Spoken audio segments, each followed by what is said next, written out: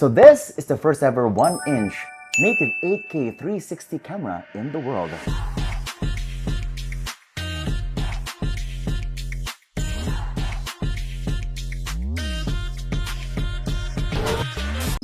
Siyempre, unbox muna natin. In fairness, magkasya dito lahat yung mga accessories. Uy, ito na.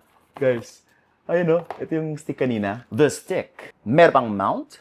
Nice. So this is the actual camera. Let's check it out. Wow, sobrang gaan naman ito. This is only 183 grams. 2 cameras. We are also getting accessories here. It's got an Osmo pouch. Uy, may stickers pa at papers sa loob. May case pa siya. Para lang sa kanyang mga lens. Ayan, para may cover. And we're also getting extra batteries. 3 battery. 1,950 milliamperes per battery.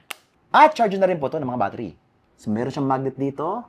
It just, naka-DJI ecosystem po tayo dito. DJI Mic Mini, Mic 2, Mic 3 dyan. Gagana po siya dito, diretso. Most 360 cams use tiny sensors. Pero ito, industry first. 1-inch 360 imaging. Meron tayong 1-inch sensor at is pang CMOS sensor sa likod. And yan po yung advantage ng isang 1-inch sensor na kahit madilim po, malinaw pa rin. This is 25% better sensor utilization. Mas malaki yung sensor, mas malinaw. This is native 8K. Hindi upscaled, hindi stretched. 2.4 micrometers pixels pa. That is 4 times larger than competitors. Gabi, walang problema. Meron pa siyang f1.9 aperture plus super night mode equals legit flagship level night clarity. Meron pa siyang night mode for both 360 plus single lens. Isa pa, super dali niya lang gamitin. Compatible with Osmo Action ecosystem mounts plus Osmo Audio for direct mic support. Snaps in place. Tapos pag nire-release mo lang siya, pull, and there you go.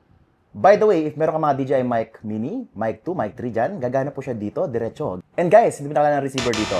Built-in na po yung receiver dito. All you need is the transmitter or yung microphone mismo. Plug, mount, and shoot.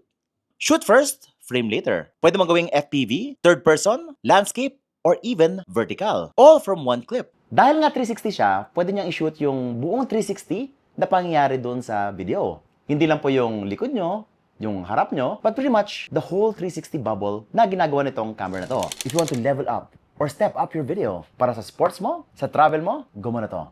If you want the most advanced 360 camera right now, this is it, the DJI Osmo 360.